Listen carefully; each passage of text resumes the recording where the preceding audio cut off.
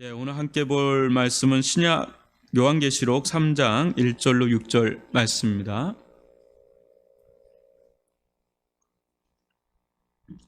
한 절씩 읽어보겠습니다. 요한계시록 3장 1절로 6절입니다.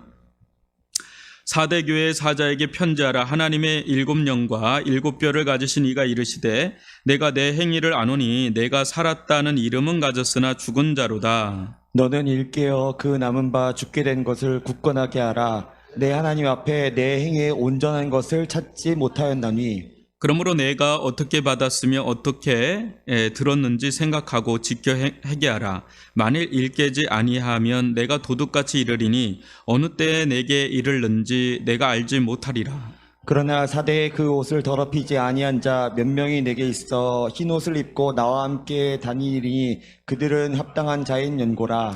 이기는 자는 이와 같이 흰옷을 입을 것이요 내가 그 이름을 생명책에서 결코 지우지 아니하고 그 이름을 내 아버지 앞과 그의 천사들 앞에서 시인하리라.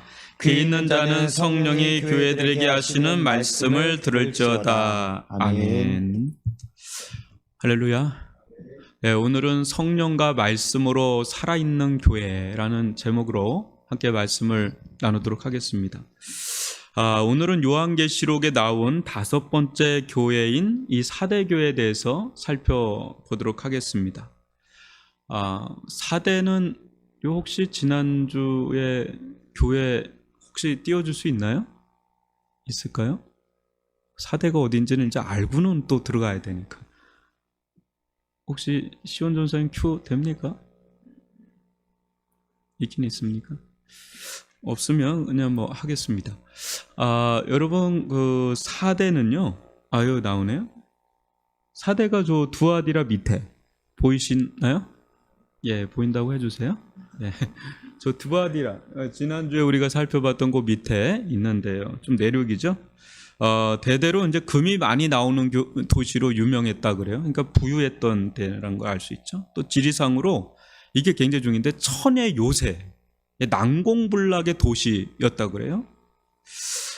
이런 이유들로 사대는 오랫동안 리디아 왕국이라고 하는 이제 고대 왕국에 오랫동안 그 수도를 했었고, 소아시아에서 가장 장구하고 찬란한 역사를, 워낙 이게 난공불락에 이렇게 딱 천의 요새이기 때문에 이게 이길 수가 없는 거예요. 그러니까 아주 부강했던 그런 역사를 가지고 있던 역사적 도시라고 보면 되는데, 이 천의 난공불락 같던 이 사대도 이제 페르시아에게 한번 점령이 당하고 그 다음에 그리스, 이제 로마에 의해서 점령을 당하게 됩니다. 거기에 또 설상가상으로 지진까지 납니다. 그러다 보니까 이때부터 이곳 사람들은 그런 걱정을 전혀 안 하다가 전쟁에 우리가 질 수 있구나, 또 지진이 일어날 수 있구나, 그것 때문에 생과 사에 대해서, 생명과 죽음에 대한 관심이 굉장히 강해졌다 그래요. 그래서 생로병사 중심의 자연 숭배 사상이 굉장히 줄을 잃었던, 그러니까 다른 도시하고 좀 다른 겁니다, 이 사대라는 것. 그래서 그런지 이 사대교에 보내는 주님의 메시지를 우리가 1절부터 6절을 읽었는데 생명과 죽음에 대한 이야기가 계속 나와요. 그래서 이제 그거에 딱 맞춰서 이제 말씀을 전달하는 거죠. 누가 진정 생사의 주관자냐? 이 메시지를 던지는 거예요. 그 사대 지역에, 또 사대 교회에 누가 생사를 주관하는 자냐? 그 지역 신과 싸우는 거죠. 배틀을 한번 거는 거죠.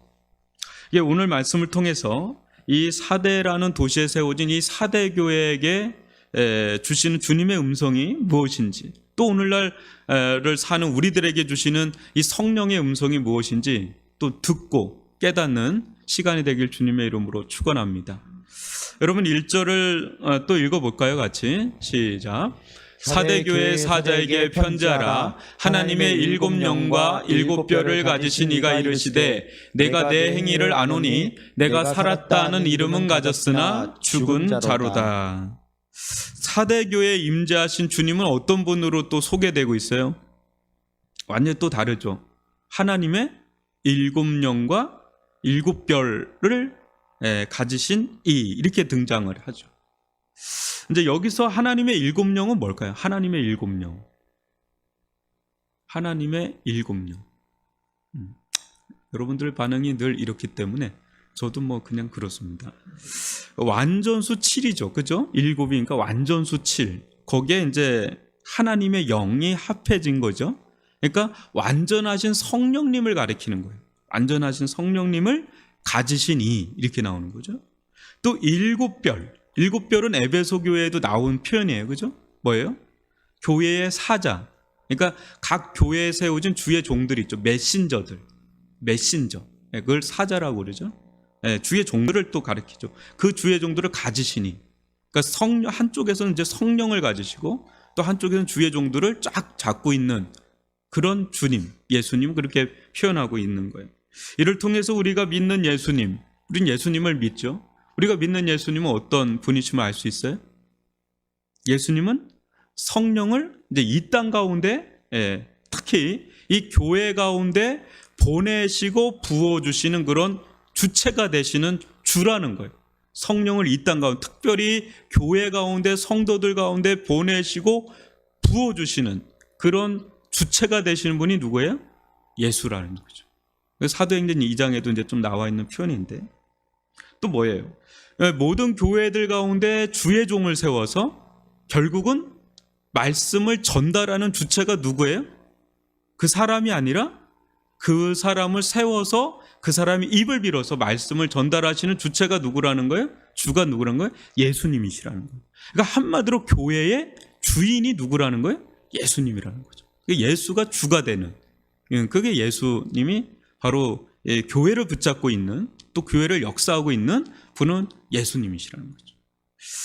그래서 우리가 이 교회 가운데, 여러분들 이렇게 교회로 이렇게 모였지 않습니까? 교회는 건물이 아니에요. 이게 우리가 교회입니다. 우리 사람이 교회인데 이 교회 가운데 어때요? 성령을 부어주시고 또 말씀을 전달하시는 분은 누구예요? 예수님이죠. 그 믿음의 눈을 들어서 그 예수님을 우리가 봐야 되는 거예요. 그러니까 여러분들은 어쩔 수, 우리는 사람이니까 사람을 보잖아요. 근데 주의 종을 보는 게 아니라 주의 종을 통해, 주의 종, 뭐라고 표현해야 돼요? 주의 종 너머에서 말씀을 전달하신 주님을 이제 봐야 되는, 믿음의 눈으로. 물론 보이는 건 뭐 그 사람이 보이고 뭐 그러잖아요. 우리들 가운데 성도 간의 교제를 나누고 그래도 사람이 보이지만 거기서 역사하신 성령님을 우리가 봐야 돼요. 성령님을 보내시고 부어주시는, 또 말씀을 주시는 예수님을 우리가 자꾸 보려고 훈련해야 돼요. 믿음의 눈으로. 믿음이 아닌 그분이 안 보이니까. 믿음이 굉장히 중요한 거예요. 그래서 교회 가운데 우리가 이런 훈련을 자꾸 할 때 점점 예수가 이제 보이는 거예요. 제가 우리 교회 표어가 뭐예요? 예수가 보이는. 저는 이거 너무 잘 잡은 것 같아요. 생각할수록 너무 잘 잡았어요. 예수가 보이는 교회. 예수가 보이는 교회. 그래서 우리가 교회에서 자꾸 이걸 발견하려고 해야 돼요. 그렇지 않으면 자꾸 사람이 보여요. 자꾸 뭐 일이 보이고 사람이 보이는데 교회에서 가장 봐야 되는 건 누구예요? 예수. 그래서 교회 가운데 이런 성도들이 많아지면 많아질수록 그 교회는 어때요? 예수가 보이는 교회로 이렇게 세워지는 거예요. 계속 예수가 보이는 교회로. 왜? 예수를 계속 보니까. 그런 성도들이 하나 둘 막 세워지면 그 교회에서 예수가 자꾸 부각이 되고 보이고 회자가 되고 막 그런 겁니다. 그래서 이런 공동체야말로 세상에서 가장 예수 중심적 공동체죠. 복음 중심적 공동체죠. 믿음의 공동체, 굉장히 영적인 믿음의 공동체죠. 그래서 저는 우리 교회가 이런 교회가 되기를 진심으로 소망합니다. 점점 예수 중심이 되고 복음 중심이 되고 그런 교회가 가장 영적인 믿음의 공동체예요. 그래서 우리가 이제 서로 교제할 때 예수에 대한 얘기가 자꾸 흘러나오는 거예요. 만나면 좋은 친구가 아니고 만나면 예수에 대해서 자꾸 얘기가 되는. 물론 이제 뭐 했냐 이런 얘기도 해야 되죠. 우리가 늘 또 그렇게 할 수는 없잖아요. 그런데 예수가 그래도 중심이 된 교제가 나가야 되는 거죠. 교제 안에서도. 그런데 이런 주님께서 이 4대 교회에 나타나신 거예요. 그런 모습으로 나타나셔서 하신 첫 번째 말씀이 그럼 뭐냐 이거예요. 주님은 7영을 가지시고 7뼈를 가지셨는데 성령을 부어주시고 말씀을 주시는 분인데 이 4대 교회에 나타나셔서 하신 말씀이 뭐냐, 이게 굉장히 중요한 메시지 아니겠어요? 우리 다시금 1절 하반절을 한번 읽어보도록 하겠습니다. 시작. 내가 내 행위를 아노니 내가 살았다 하는 이름은 가졌으나 죽은 자로다. 내가 내 행위를 아노니 내가 살았다는 이름을 가졌으나 죽은 자로다. 이 4대 교회를 진단하신 예수님의 영적 진단의 결과가 굉장히 충격적이죠. 내가 4대 교회 너희 행위를 알고 있다. 너는 살았다는 이름은 가졌으나 보라, 너는 실상은 죽은 자라. 굉장히 끔찍한 말씀이에요. 제가 지금 5번째 교회인데 제일 끔찍한 것 같아요. 당시 이 말씀을 들은 4대 교회 성도들이 받았을 충격은 엄청나게 컸을 것 같아요. 왜 그러냐면, 아니 칭찬받아도 부족한 교회인데 아니 우리가 죽은 자라고? 어째서 우리가 죽은 자야? 누구보다 열심히 신앙생활하는데 이게 말이 되나? 라는 거야? 아니겠지. 다른 교회만 몰라도 우리 교회가 얼마나 열정적인 교회로 정평이 나 있는 교회인데 우리가 죽은 교회라니 말도 안 돼. 이건 좀처럼 납득되지 않는 어안이 벙벙한 그런 말씀이 오늘 이 말씀이에요. 그도 그럴 것이 이 4대 교회 성도들은 열정적으로 교회를 섬긴 것으로 유명한 교회예요. 그냥 이렇게 흐저분한 교회가 아니라. 그래서 자신들도 그런 자부심이 대단했고요. 주변에서도 4대 교회 하면 열심히 특심인 교회로 아주 정평나 있었습니다. 그런데 겉만 요란 법석을 떨면서 번지르하지 속은 텅 빈 이 죽은 교회라는 거예요. 아니 교회가 완전히 냉랭해서 아무것도 안 하는 교회면 모르는데 그런 교회가 아닙니다. 4대 교회는 굉장히 열정적인 교회였어요. 그러니까 이 말씀을 들을 때 굉장히 충격을 받는 겁니다. 그러나 주님께서 4대 교회를 보실 때 겉으로는 열정적으로 예배도 드리고 양육과 훈련도 하고 성도들과 뜨거운 교제도 하고 각종 봉사다 사역이다 선교다 막 했는데 실상 그 속에 뭐가 중심이 아니라는 거예요? 아까 7영 얘기했잖아요. 성령이 중심이 아닌 거예요. 7별 얘기했잖아요. 말씀이 중심이 아닌 인간적 열심, 관계에서 오는 열심, 종교적 열심, 그 열심으로 했다는 거예요. 그때 겉으로는 살아막 움직이는 그런 교회처럼 보일 줄 몰랐는데 살았다라는 이름은 가졌는데 실상은 죽은 교회랐다는 아주 충격적인 진단을 받은 겁니다. 우리 주변의 교회들은 여러분 어떤가 한번 보세요. 우리 주변 우리 교회도 그렇고 주변 교회도 그렇고 여러분 어떤 것 같아요? 교회들마다 처해 있는 상황이 다르겠지만 저는 크게 세 부류의 교회로 좀 나누고 싶어요. 사우나를 비유해서. 뭐예요? 냉탕교회가 있겠죠. 그리고 온탕교회, 그 다음에 열탕교회. 이렇게 좀 나누고 싶은데 냉탕교회는 그야말로 어때요? 분위기가 아주 싸한 거예요. 뭔가 차갑고 땡땡한 한기가 내리는 교회. 저는 그런 교회 좀 있어 봤거든요. 그 말로 할 수가 없어요. 그 무게라는 건 이름 말할 수가 없어요. 근데 온탕교회는 어때요? 아주 뜨겁고 열정적이지도 않고 그렇다고 냉랭하고 그러지도 않은 뜨뜻미지근한 그런 교회겠죠. 이제 라우디게아 교회가 딱 그런 교회라고 그러잖아요. 근데 열탕교회는 뭐예요? 뭐를 해도 뜨거운 거. 그냥 뭐를 해도 뜨거워. 뭐를 해도 되는 교회. 그냥 던졌다 그러면 열심히 열정. 우리는 누구나 할 것 없이 다들 열탕교회를 꿈을 꿈꿉니다. 이 목회자로서는 가장 원하는 교회죠. 뭘 해도 되는 뜨거운 그냥 으쌰으쌰 하는 교회. 그죠? 근데 교회의 영적 체질이 이렇게 되는데 얼마나 힘들어요. 그죠? 차가웠던 교회가 온탕교회가 되고 온탕교회가 열탕교회가 되는 데까지는 어마어마한 에너지와 노력이 필요하고 시간이 필요한데 지금 4대 교회는 그런 교회란 말이죠. 근데 이런 교회가 되고 나서 죽은 교회라는 말을 딱 들으면 진단받으면 이거는 아주 충격 그 자체예요. 이거 받아들일 수가 없는 거예요. 나처럼 건강한 사람이 왜 암이야? 뭐 이럴 수 있는 정도로 이게 너무 충격적인 그런 말씀이에요. 근데 우리는 여기서 기독교 열정주의가 두 가지로 나뉜다는 걸 알 수가 있어요. 하나는 인간적 열정주의가 있을 수 있다는 거예요. 그리고 복음적 열정주의가 있을 수 있다는 거예요. 두 가지 열정주의. 겉으로 보면 이들은 쉽게 구분할 수가 없어요. 둘 다 열정적이니까.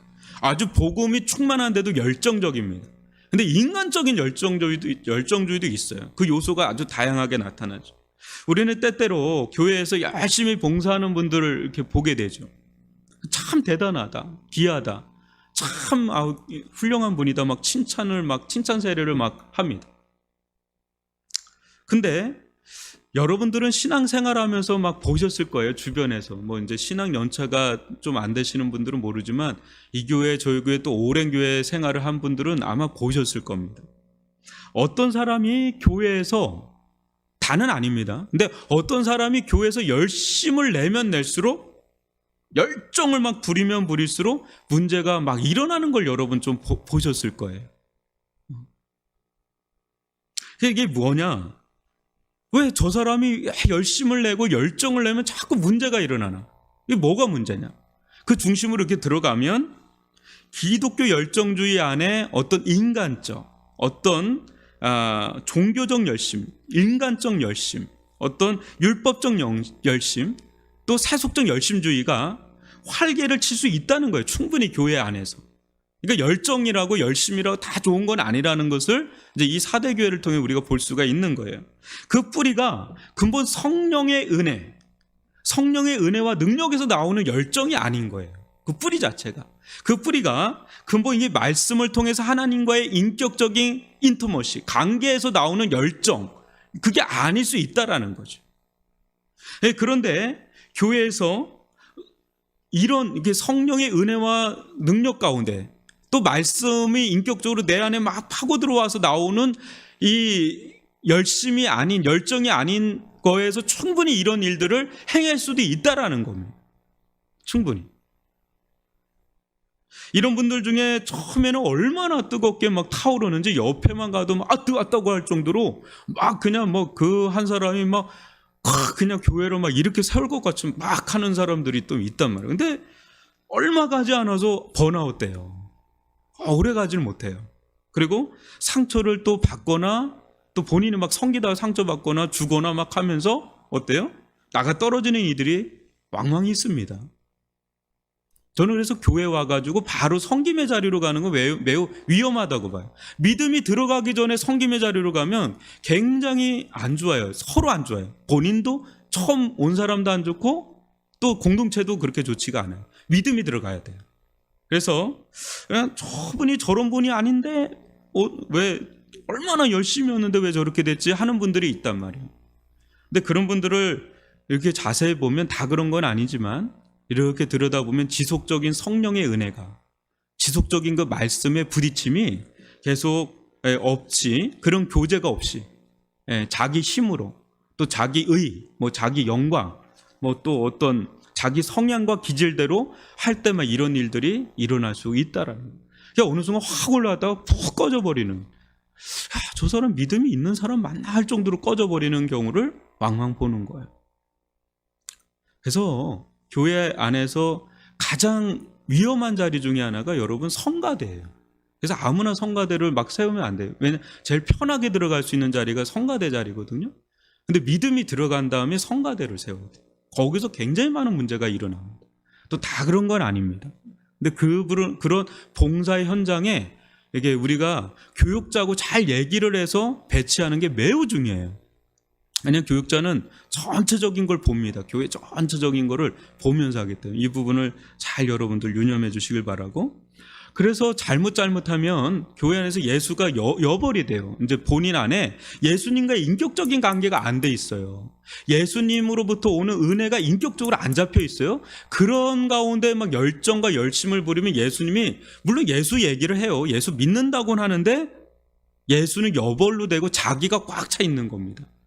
자기 꽉 찬 상태로 되면 본인 영혼도 죽고 교회도 공동체도 큰 시험에 빠지는 거를 우리는 왕왕 보게 되죠. 그래서 열심이라고 다 좋은 건 아니다라는 것을 보게 돼요. 근데 이런 얘기를 하면 어떤 얘기를 하냐면 나는 열심을 내지 않을래요. 그런 목사님 잘 됐네요. 그랬다가는 뭐 나도 저 꼴 날 줄 모르고 교회도 시험에 빠진다면서요. 그럼 저는 안 할래요. 민폐 끼치는 거 저 안 할래요. 여러분 이게 구독이 무서워서 장목 당구는 그런 격이에요. 또 여러분 참된 복음신앙, 참된 기독교 신앙은 열정적이에요. 그러니까 열정이 문제가 아니라 어떤 열정이냐 이거 문제지, 열정 자체는 굉장히 중요한 거예요. 그래서 여러분 요한복음 2장 17절 보면 예수님 자체가 어떤 분인지 한번 영성이 나오는데요. 한번 읽어볼까요? 시작. 제자들이 성경 말씀에 주의 전을 사모하는 열심히 날 삼키리라 한 것을 기억하더라. 예. 로마서 12장 11절도요. 부지런하여 게으르지 말고 열심을 품고 주를 섬기라. 디도서 2장 14절 보면 구원의 목적이 나옵니다. 우리를 구원한 목적이 뭔지 한번 볼까요? 그가 우리를 대신하여 자신을 주심은 모든 불법에서 우리를 속량하시고 우리를 깨끗하게 하사 선한 일을 열심히 하는 자기 백성이 되게 하려 왜 구원하셨다 그래요? 선한 일을 열심히 하는 백성이 되게 하려 구원한 거예요. 히브리서 6장 11절도 읽어볼까요? 우리가 간절히 원하는 것은 너희 각 사람이 동일한 부지런함을 나타내어 끝까지 소망의 풍성함에 이르러. 예. 열정, 열심, 부지런함을 성경은 강조해요. 예수님이 그런 열정으로 사셨어요. 열정이에요. 그냥 열심 막 이게 있단 말이에요. 근데 우리가 예수님을 인격적으로 알고요, 그분을 알아가면 갈수록 또 그분을 진실하게 믿고 사랑하면 사랑할수록 여러분 어떻죠? 억지 헌신이 아니라 어때요? 자발적인 사랑의 헌신이 나오죠. 거기서. 여러분 이게 당연한 거잖아요. 우리가 누군가를 사랑하면 그 사람이 너무 좋잖아요. 그 사람을 위해서 뭔가 해주고 싶잖아요. 막 이런 마음이 그냥 누가 시켜서가 아니라 막 나오잖아요. 똑같아요. 그 이상이죠. 예수님과 사랑에 빠지면 자원하는 사랑의 헌신이 막 나오죠. 자발적인 막 그런 마음이 나와요. 그래서 교회를 너무 사랑하게 돼요. 교회에서 섬기는 게 너무 좋아요. 그 마음이 자발적인 기쁨의 섬김이 막 나온단 말이에요. 우리들 가운데. 그게 성령께서 우리들 가운데 주장하는 거고, 말씀을 통해서 예수님을 알아가면 갈수록 당연한 거 아닙니까? 누군가 인격적인 관계가, 사랑의 관계가 맺힌데 그게 없으면 그게 더 이상한 거잖아요. 안 그래요? 그때는 찬양을 하지 말라 그래도 찬양하는 거예요. 기도하지 말라 그래도 기도가 되는 거예요. 그냥 말씀을 뭐 봐라 안 봐라가 아니에요. 그냥 그게 좋은 걸 어떻게 해요. 그게 제가 늘 그러잖아요. 복음을 like라고. 복음은 must가 아니라 like라고. 그냥 그게 좋은 거예요. 너무너무 좋은 거야. 아마 좋은 걸 어떻게 해요. 좋은 걸 어떻게 해. 예. 이게 복음적 열정주의 뿌리예요. 복음적 열정주의 뿌리란 말이죠. 근데 예수님과의 인격적인 관계 없이 어떤 사람들의 평판, 칭찬, 인정받고자 하는 마음, 뭐 욕심, 어떤 야망, 또 주변 분위기에 따라서 막 이렇게 또 하게 되고 뭐 이런 것들이 겉으로는 무엇인가 열심히 하는 것처럼 보여져요. 보여져요. 막 또 잘한다 하면 또 막 하고 그래요. 근데 실상은 인격적인 교제의 뿌리가 없으면 죽은 자가 되는 거예요. 굉장히 위험할 수 있다는 거죠. 그러나 오늘날 여러분 어떤 모습이든 그것이 뭐 좋은 모습이든 또 뭐 좋지 않은 모습이든 열탕교회는 드물어요. 오늘 우리가 접하고 있는 막 뜨겁고 막 열정적이고 뭐 으쌰으쌰 하는 교회가 매우 희귀한 시대. 오히려 이 같은 열정적인 모습은 어디서 많이 보죠? 이단들에게서 많이 봐요. 굉장히 열정적입니다. 하지 말래도 하고 그래요. 그리고 아주 특정한 선교단체 같은 아주 그냥 막 이렇게 하는 선교, 그런 데가 이제 대부분 또 이제 코로나 걸리고 그러지 않습니까? 그 코로나 걸린 이유가 있는 거잖아요. 왜 걸려요? 하겠다는 거요. 하겠다는 거요. 그 얼마나 열정적이고 열심인 겁니까? 근데 드물죠. 대개 이제 우리가 제가 느끼는 겁니다. 대개 기성교회들은 좋으면 이제 온탕교회, 좀 안 좋으면 이제 냉탕교회, 아니면 냉탕과 온탕을 왔다 갔다 하는 교회, 거기서 왔다 갔다 하는 그런 게 아닌가라는 생각을 좀 합니다. 한국교회 전반적인 어떤 기류의 흐름을 좀 생각을 해본다면. 한마디로 이제 라오디게아 같은 뜨겁지도 않고 또 미지근하지도 않고 그냥 뜨뜻미지근한 그런 교회들이 대부분이 아닐까라는 생각을 좀 조심스럽게 해봅니다. 여러분, 우리 교회는 지금 어떤 교회일까요? 우리 교회는. 우리 미래중앙 다른 교회 얘기할 것도 없고, 우리 교회는 좀 어떤 교회일까? 열탕교회일까? 아니면 온탕교회일까? 아니면 냉탕교회일까? 아니면 원종현 집사님만 열탕인가? 아니면 많은 분들이 은혜를 받고 있으니까 하는 얘기입니다. 그게 이제 그래요. 이제 복음의 열정이 없다면 그 교회는 이제 복음적 열정입니다. 이게 없다면 그 교회는 이제 갈 길이 먼 교회예요. 왜냐면 복음적 열정으로 이렇게 가야 되니까.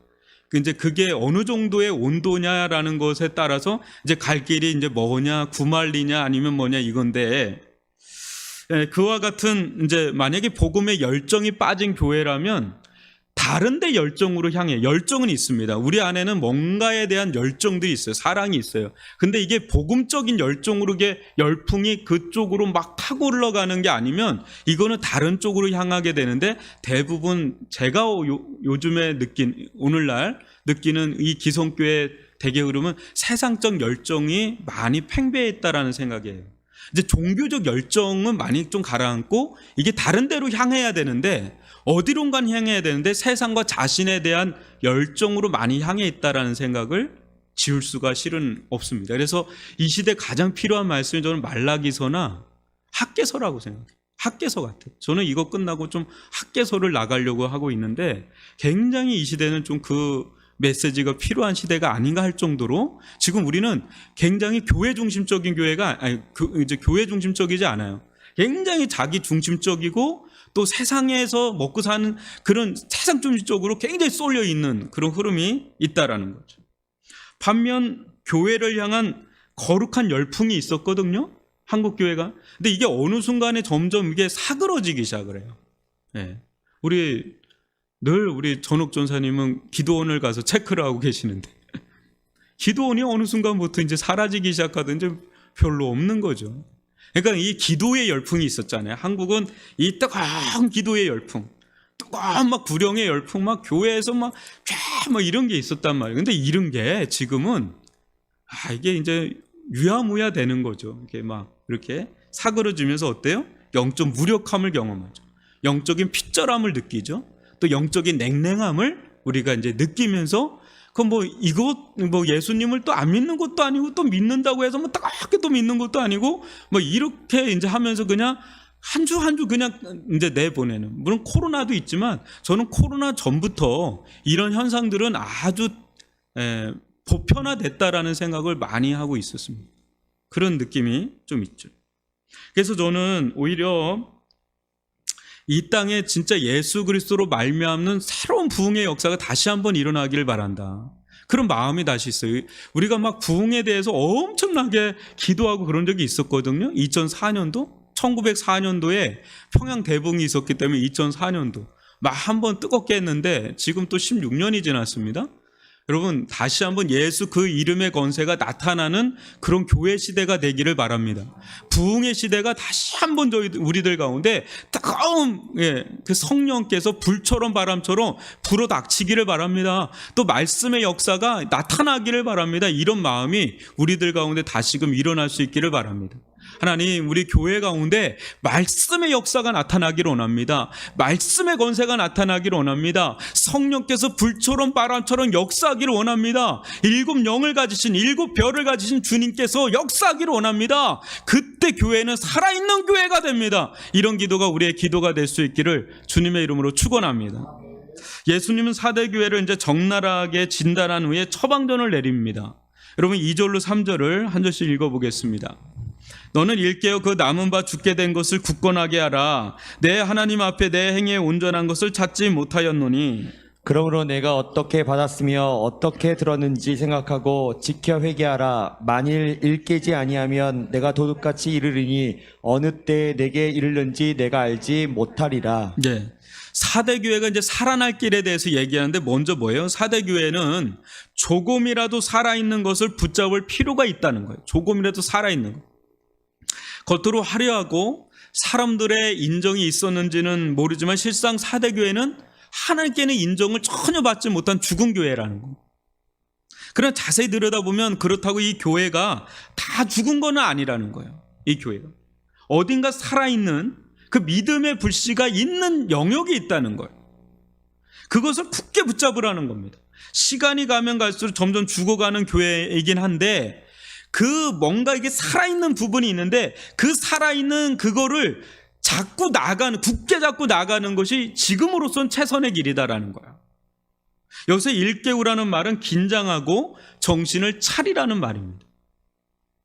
영적으로 무딘 것이 아니라 깨어서 바짝 정신을 차리고 긴장하는 가운데 이렇게 보면 거의 죽어있는 교회라고 하더라도 뭔가 하나 붙잡을 게 있다는 거예요. 뭔가 그래도 하나는 붙잡을 게 있다는 거예요. 그것을 찾아야 한다는 거예요. 그걸 찾고 붙잡으라는 겁니다. 지금 우리는 무엇이 있을까요? 여러분, 우리 교회는 어떤 교회예요? 지금까지 여러분, 우리 교회는 역사가 있죠. 위례중앙교회는 역사가 있어요. 뭐예요? 교회를 사수하기 위해서 결사적으로 고군분투한 교회죠. 제가 내용은 다 얘기하지 않겠습니다. 결사적으로 교회를 사수하기 위해서 열정적으로 고군분투하면서 여기까지 온 거 아닙니까? 제가 굉장히 되게 좋게 얘기한 겁니다. 그죠? 근데 그 중심에 뭐가 있었나요? 우리 중심에 뭐가 있었던 거예요? 뭐 때문에 우리가 그렇게 교회를 위해서 사수하고 고군분투한 건 뭐가 있은 거예요? 뭐가 있었던 거예요? 교회가 교회다워야 되지 않겠나? 그것 때문에 여러분 한 거 아닙니까? 좀 그렇다고 해주세요. 그것 때문에 우리가 여기까지 왔습니다. 이렇게 해야 되는 거 아닙니까? 그죠? 교회가 교회다워. 이건 아니다. 교회가 교회다워지려면 이렇게 하면 안 된다 하고 온 거 아닙니까? 그리고 참된 신앙을 가지려고 온 거 아니에요? 나 이렇게 해서는 신앙생활 제대로 못한다. 이렇게 해야 된다 하고 참된 신앙을 위해서 이렇게 여기까지 온 거 아닙니까? 이게 우리의 어떤 의 아니겠어요? 그래도 하나님 앞에 이것 때문에 저는 이렇게 애를 쓰면서 여기까지 왔습니다. 이게 하나님 앞에 우리가 내놓을 의 아니겠어요? 그죠? 저만 그런가요? 근데 이렇게 이 길을 오다 보니까 본의 아니게 지치고 상한 것도 많이 있습니다. 그죠? 지치기도 하고 상하기도 하고 약해지기도 하고. 그러니까 이런 가운데 어떤 영적 부작용도 있을 거고 또 영적인 면역력이 약해져서 좀 약해진 것도 있을 거고 그럴 거예요. 영육간에 좀 지쳐있는 부분도 있을 겁니다. 그런데 우리가 처음에 가졌던 그 하나 있잖아요. 그 하나. 저는 이제 하나를 잡자는 거 뭐예요? 교회가 교회다워지는 거. 그 하나님 앞에 뭔가 순전한 게 있어야 되잖아요. 그 사람 따라온 거 아니잖아요. 교회가 교회다워지는 거 그 하나 붙잡고 나온 거 아닙니까? 신앙이 참된 신앙이 이거 아닌가라는 그 하나 마음 가지고 나온 거 아니에요? 사람 관계 따라서 이렇게 나온 거 아니잖아요. 그죠? 또 다른 저 사람들 해가지고 우리끼리 이런 또 다른 또 하나의 우리들만의 교회를 만들려고 나온 거 아니죠? 좀 아멘 해주세요. 예. 진짜 교회를 세우고 싶어서 진짜 참된 신앙의 자유를 위해서 그래서 여기에 이렇게 우리가 서 있는 거 아니겠어요? 그 하나를 붙잡자는 거예요. 그 정신 하나를 붙잡고 그걸 붙잡고 나가자는 거예요. 그게 살 길이라는 거예요. 굳게 붙잡으라는 거예요. 너희들 안에 다 죽은 게 아니라 그래도 뭔가 살아있는 게 있다. 그걸 붙잡으라는 거예요. 굳게. 그게 살 길이라는 겁니다. 저는 우리 교회 그게 살 길이라고 봅니다. 진짜 교회다운 교회 세우려고 정말 참된 신앙 가지려고 하는 성도들의 모임이 됐으면 좋겠어요. 그래서 말씀을 따라가고 성령을 따라가고 예수를 따라가고 그런 교회가 되기를 바랍니다. 또 하나의 우리들만의 교회가 아니라. 저는 우리 교회를 비롯해서 우리 조국교회가 예수가 보이는 교회, 예수를 따르는 교회, 예수의 이름이 부흥하는 교회. 저는 우리 조국교회를 위해서도 그렇고 우리 교회를 위해서도 그런 교회가 되기를 바랍니다. 또 그런 성도가 되길 바라고 그런 목회자가 되길 바라고 일단 방향은 아주 분명하게 자꾸 나가야 되잖아요. 저는 이걸 꿈꾸는 목회자예요. 이걸 꿈꾸는 자예요. 물론 완전하게 그렇게 하지는 못하죠. 뭐 말만 하지 그렇게 못할 경우도 많죠. 그런데 방향은 똑발라야 되잖아요. 방향은 똑발라야 되지 않겠어요? 그래서 여러분들이 이제 저를 이제 점점 알아가야 될 텐데 저도 여러분들을 좀 알아가려고 계속 하고 있어요. 서로 알아야 되잖아요. 근데 저를 알려면 기존의 정통적인 교회의 모습에서 저를 보면 이해가 안 가는 부분이 있을 것 같아서 이 얘기를 합니다. 어떤 부분에는 좀 거리감이 있다는 느낌을 받을 수도 있을 것 같아요. 왜냐하면 저는 그런 마음을 품고 여기 온 게 아니기 때문에. 저는 예수가 보이는 교회, 예수를 따르는 교회, 예수의 이름이 부흥하는 교회로 점점 갈 거예요. 제가 그런 신앙관을 가지고 있고 그런 목회관을 가지고 있어요. 저는. 근데 여러분들이 이 저를 이해를 못하면 이제 이 부분에 따라오기가 어려울 수도 있고 뭔가에 결이 다르다 이럴 수 있는데 결을 맞춰가기 위해서는 이 부분을 가야 돼요. 근데 이 길을 가는 데 있어서 분명한 거는 우리가 뭔가 잘라내야 될 부분들이 있을 거고요. 뭔가 보강해야 될 부분들이 계속 생길 거예요. 그러니까 또 다른 수많은 교회 중에 하나가 아니라 정말 이 땅에 저는 이상적인 교회입니다. 이게. 어느 교회나 이걸 다 꿈꾸긴 하는데 이 교회가 실현되는 거는 매우 어려워요. 그죠? 굉장히 이상적인 교회상을 가지고 있는 거예요. 그만큼 이 길 가는 게 멀죠. 힘들죠. 근데 가야 돼요. 왜요? 가장 안전한 교회입니다. 가장 안전한 교회예요. 저는 목회자는 어떤 자입니까? 양떼들을 올바로 인도하는 양떼들의 영혼의 상태, 신앙의 상태의 안위를 늘 염려하면서 가는 거예요. 그러니까 겉으로 뭐가 잘 된다고 그게 기쁨이 아니에요. 뭐가 겉으로 막 되면 기쁠 때도 있잖아요. 근데 어느 때는 성도들 중에 뭔가 잘 된다 그러면 마음에 굉장히 염려스러울 때가 있어요. 무슨 말인지 알 거예요. 영적인 걸 봐요. 물론 가정도 잘 되고 사업도 잘 되고 다 잘 되기를 원하는 마음 왜 없어요? 그리고 그걸 기도하고. 근데 목회자는 일단 성도의 영혼을 돌보는 자예요. 조나단 에드워즈가 얘기한 것처럼 목회자는 성도의 영혼의 안위를 보고 영혼을 돌보는 자예요. 영혼이야말로 인간의 보석이에요. 영혼이야말로. 그거를 돌보는 자로서 가장 안전한 교회를 원하잖아요. 푸른 풀밭 실만한 물가로 인도해야 되는데 가장 안전한 교회는 뭔가 건물도 있고 저는 그런 게 다 경험했잖아요. 내린 최종 결론입니다. 예수가 보이는 교회, 예수를 따르는 교회, 예수가 부흥하는 교회가 가장 안전한 교회라는 거예요. 가장 안전한 교회. 그래서 그 길로 가는 겁니다. 근데 이 부분에 대해서 여러분들이 계속해서 저하고 함께 나가면서 이 부분을 같이 고민하는 거예요. 그냥 대서 가는 게 아니라 이 폿대를 일단 정해놓고 끊임없이 그 부분을 하는데 개혁을 해나가고 그 부분을 향해서 진전하는 거예요. 거기에서 내가 내려놔야 될 건 가감하게 내려놓는 거예요. 복음적이지 않는 내가 기존까지 붙잡고 있었던 거 그게 복음적이지 않으면 가감하게 내려놓는 거예요. 목사님 그건 복음적이지 않습니다. 그러면 저는 내려놔야 돼요. 그거를. 여러분들도 마찬가지고 내려놓을 건 내려놓고 보강할 건 보강하고 수정할 건 수정하고 교정할 건 교정하고 하면서 예수가 점점점 보이는 예수를 점점점 따르는 예수가 점점점 부흥하는 그런 교회가 될 수 있기를 주님의 이름으로 축원합니다. 이런 교회가 가장 영적인 교회예요. 이런 교회가 가장 믿음 있는 교회예요. 이런 교회가 가장 복음적인 예수 중심의 교회예요. 가장 안전한 교회란 말이죠. 예수하고 관계가 없게 만들면 그거보다 저주가 없어요. 수만 명이 모이면 뭘 합니까? 이단에 신천지에 수만 명, 몇십만 명이 모이는데 예수와 관계가 없어요. 그거 다 죽은 자인데요?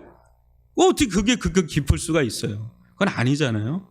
예수하고 관계를 맺어야 돼요. 예수가 보여야 돼요. 예수를 따라야 돼요. 예수가 부흥해야 돼요. 그게 가장 건강하고 안전한 생명력 있는 교회인 줄 믿습니다. 코로나19로 우리들 가운데 던진 질문은 참 기독교 신앙은 뭔가? 참 기독교 교회는 뭔가? 참 성도들은 어떤 자인가? 세상에서 엄청난 질문의 세례를 받고 있잖아요. 그거를 우리는 지금 이걸 떠안고 이 질문의 답을 우리가 내야 돼요. 교회가 이거 세상에 답변을 내줘야 되는데 우리 안에 이게 준비가 안 돼 있는 건 이제 여실하게 우리의 실체를 막 이제 보게 된 거죠. 그래서 여러분, 한국 교회가 그렇고 우리도 다 한국 교회 안에 있으니까 겉만 번지르한 교회 추구하지 말자고요. 아, 이 건물이 진짜가 아니잖아요. 사람이 진짜잖아요. 사람이 내실이 꽉 차는 거예요. 내실이 꽉 찬 교회가 진짜 교회 아닙니까? 권영국 집사님, 이제 장로님 되시는데 어떤 교회 되기를 원하십니까? 건물이 꽉 찬 교회 뭐 이런 게 우리가 원하는 거 아니죠? 권 집사님하고 저하고는 이게 막 통해요. 얘기하면 너무 기뻐요, 제가. 목사님 큰 교회보다 떼주는 교회, 뭐 개척교 하는 교회, 내실 있게 가는 교회, 그거에 대해 난 너무 그거 대환영입니다. 진짜를 잡아야 돼. 진짜를 잡아야 돼요. 그래서 4대 교회는 이제 그걸 놓친 거예요. 겉으로도 막 이렇게 했는데 이 속이 죽은 교회, 이게 이제 돼버렸다는 거죠. 여러분, 그러기 위해서 해야 될 또 하나가 있는데 오늘 이 말씀에서 3절에 보면 그게 나오는 거예요. 뭐가 가자냐면 하나님의 말씀을 잘 듣고 생각하고 회개하라는 거예요.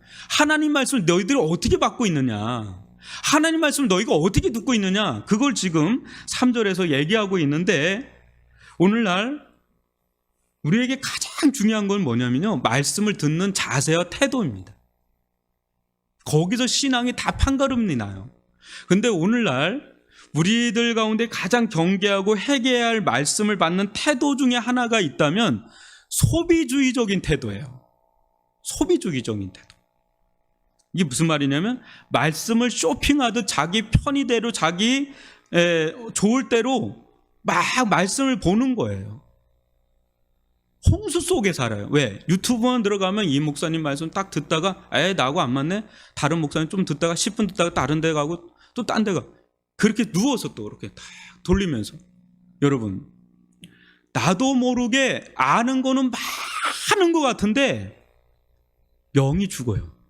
영이 막 살아나야 되는데, 뜨겁게 살아나서 삶에서 그게 막 나타나야 되는데 영도 막 살아나지 않고 삶에도 안 나타나고 이것만 꽉 차가지고 누구 목사 어떻네, 누구 목사 어떻네, 그런 얘기만 하고 있는 경우가 생길 수 있다. 소비주의적인 영성이 이게 굉장히 위험해요. 제가 여러분들에게 그러면 어떻게 해야 되나, 그러면 여러분들 말씀을 들을 때 유튜브를 볼 수 있잖아요. 그러면 말씀을 정말 무릎 꿇는 마음으로 메모하면서 끝까지 한번 여러분들이 듣는다면 그렇게 하는 건 괜찮아요.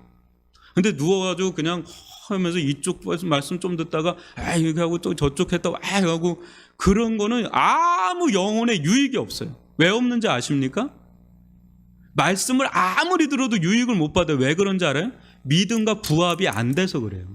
믿음이 없음, 믿음으로 받지 못하면 말씀은 여러분 아무 유익이 없어요. 여러분, 히브리서 4장 2절을 같이 한번 읽어보겠습니다. 시작. 그들과 같이 우리도 복음 전함을 받은 자이나 들은 바 그 말씀이 그들에게 유익하지 못한 것은 듣는 자가 믿음과 결부시키지 아니함이라. 듣는 자가 믿음과 결부돼야 되는데, 믿음으로 소화가 돼야 되는데 자기는 믿음이 하나 없는데 그 말씀을 듣는다고 여러분, 그게 내 안에 유익으로 다가올까요? 한 말씀도 믿음으로 소화를 못하는데 1000마디, 100마디, 10,000마디를 듣는다고 여러분 그게 믿음으로 소화돼요? 안 돼요. 한마디라도 여러분 믿음으로 소화한 게 내 거예요. 한마디로 믿음으로 내가 소화한 게 내 거지 1000마디, 10,000마디 아무리 해도 여러분 자기게 안 돼요. 그걸 아셔야 돼요. 그래서 소비주의적인 태도가 굉장히 위험한, 요즘의 흐름에서 제가 볼 땐 굉장히 위험한 흐름이다. 그래서 아모스서 8장 12절 볼까요? 딱 이 부분을 보여줘요. 읽어봅니다. 사람이 이 바다에서 저 바다까지 북쪽에서 동쪽까지 비틀거리며 여호와의 말씀을 구하려 돌아다녀도 얻지 못하리라. 홍수 속에 마실 물 없다고요? 많이 했는데 점점 영적인 기갈 현상이 더 심해져요. 더 심해져요. 옛날에는 여러분 그런 거 없었어요. 그냥 뭐 별것도 아닌데 은혜 받고 다 했었어요. 그러니까 뭔가 이게 우리 가운데 뭔가 문제가 있다라는 것을 보여주는 거죠. 사랑하는 성도 여러분, 하나님의 말씀을 듣고 받아들이 가장 좋은 태도가 뭔지 아십니까? 두렵고 떨림으로 받는 태도가 가장 좋은 거예요. 또 겸손하게 낮아진 마음으로 통회하고 회개하는 마음으로 받는 게 가장 좋은 태도입니다. 내 깔때기가 이게 딱 잡혀 있으면 가장 좋은 어떤 마음의 밭을 갖고 있는 거예요. 그런 자에게 하나님의 말씀은요, 별거 아닌데도 살아있는 말씀을 역사해요. 팍팍 꽂힙니다, 그게.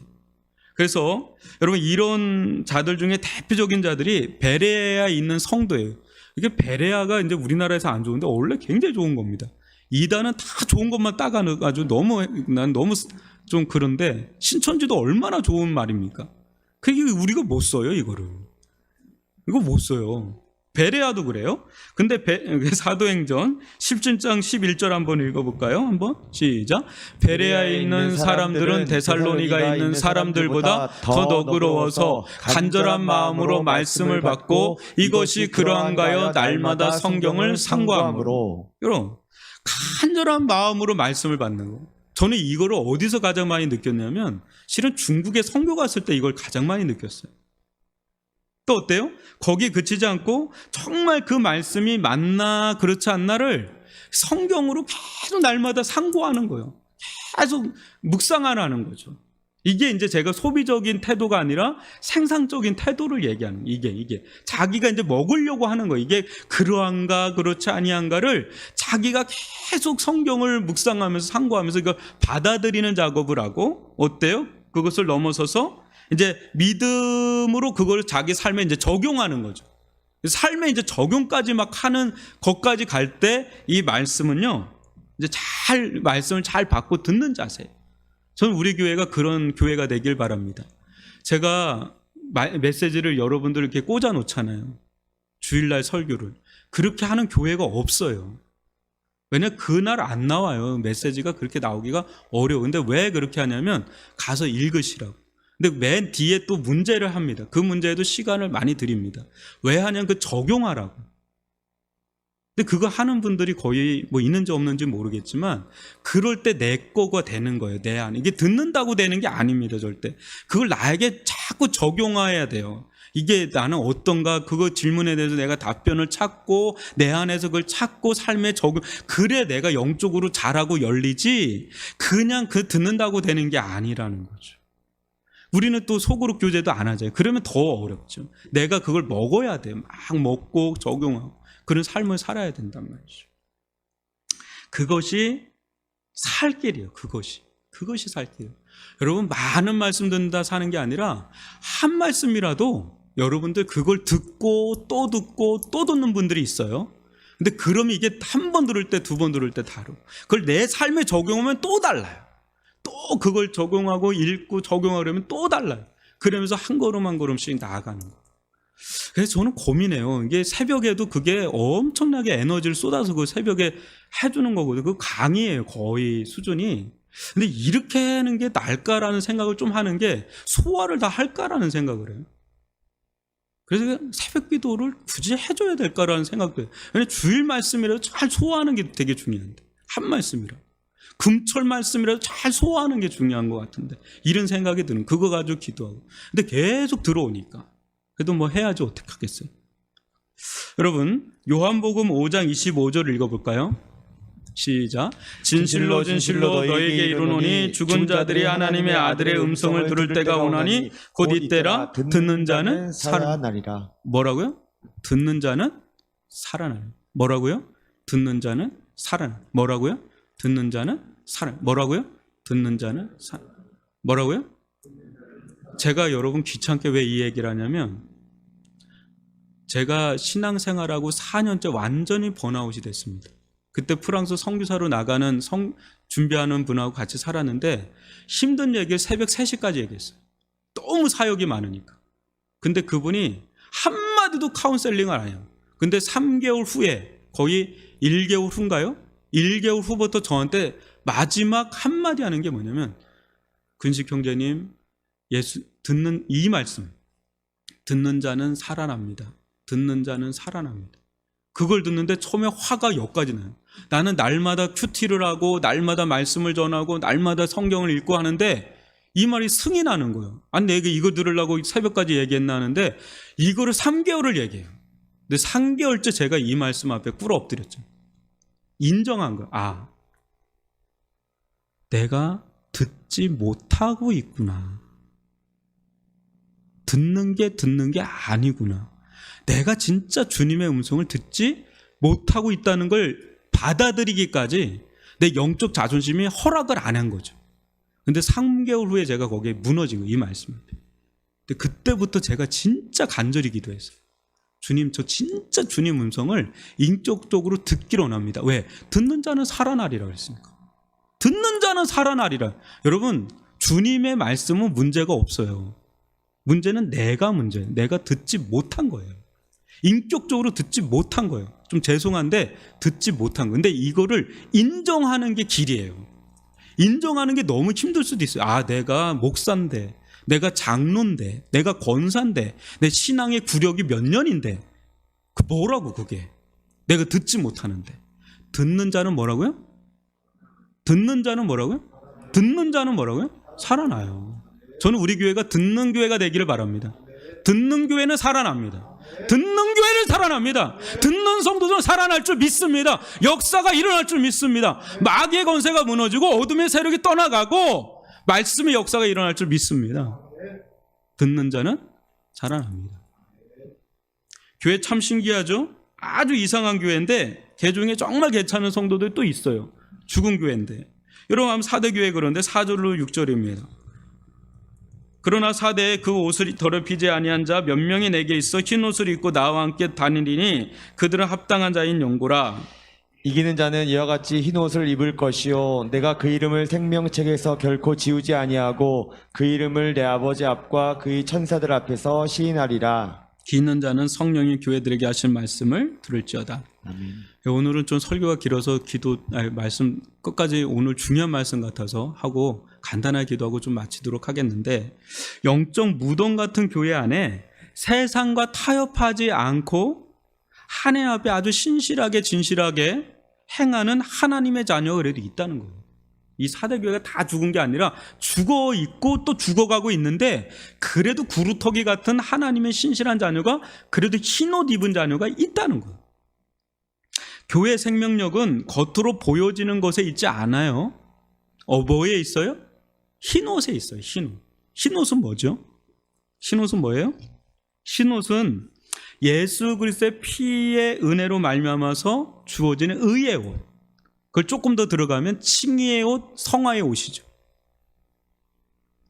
우리는 우리 힘으로 또 우리 열정으로 우리 섬김으로 구원받는 게 아닙니다. 우리는 오직 하나님의 은혜로 주어지는 그 예수 그리스도의 완전한 희생이에요. 완전한 희생. 그분의 조금도 부족함이 없는 완벽한 희생, 완전한 희생. 그 공로로 제사함 받고 거듭나는 거예요. 내가 막 열심히 해서 그걸로 내가 그 의로 그 열심으로 구원받는 게 아니라 그분의 완전 무결한 100% 완전 무결한 더 이상 거기에 보탤 것도 뺄 것도 없는 완전한 그분의 희생의 제사, 완벽한 제사, 그 공로, 그분의 완벽한 공로로 구원받는 거죠. 여러분, 우리는 영적으로 완전히 파산한 소망 없는 죄인 아닙니까? 알고 보면 이게 우리예요. 완전 영적으로 파산한 소망 없는 죄인이 우리란 말이에요. 그래서 우리는 의지하는 것, 믿는 것 외에는 답이 없는 인생이에요. 우리는 진짜 누군가를 예수님만을 의지하고 믿는 것 외에는 답이 없는 인생이 우리 인생인 거예요. 이제 이거 깨닫는 게 은혜죠, 그죠? 그래서 오직 하나님이 이런 자, 이렇게 예수 그리스도밖에 의지할 수 없는 자, 예수 그리스도밖에 믿을 수 없는 자, 그 자는 생명책에 기록된다는 거예요. 여기 말씀. 생명책에 기록된다는 거예요. 그래서 하나님 아버지와 천사들 앞에서 또 의롭다고 인정을 또 받는다는 겁니다. 이 말씀. 그래서 여러분, 근데 이렇게 구원받은 자들은 또 어때요? 이렇게 구원받은 자들은 땡땡한 게 아닙니다. 정말 구원받은 자들은 어때요? 그 속에 뭐가 있어요? 하나님의 생명이 있잖아요. 하나님의 생명. 하나님의 생명이 우리들 가운데 이 생명력은 나타나잖아요. 애기들 보면 생명이 있으니까 막 뭔가 움직이잖아요. 우리들 가운데는 새롭게 주어진 하나님의 생명이 있단 말이에요. 이 생명력이 우리들 가운데 막 나타나니까 구원의 열매가 맺히죠. 영혼이 살아있으니까 막 영혼이 살아있는 증거가 우리들 가운데 막 나타나죠. 그래서 성령의 열매를 맺어요. 그래서 거룩한 성품의 변화가 막 일어납니다. 또 어때요? 시간이 지나면 지날수록 이제 마귀 형상에서 예수 형상으로 자꾸 바뀌어 나가는 일들이 일어나죠.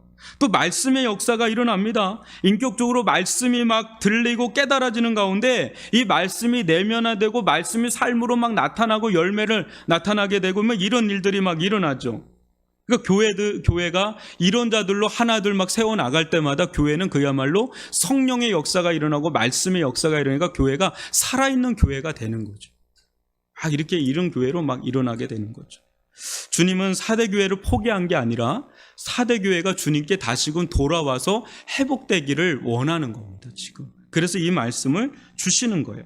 회복은요, 인정에서부터 옵니다. 인정. 내가 어떤 자인지를 인정하는 거예요. 그러니까 어렵죠?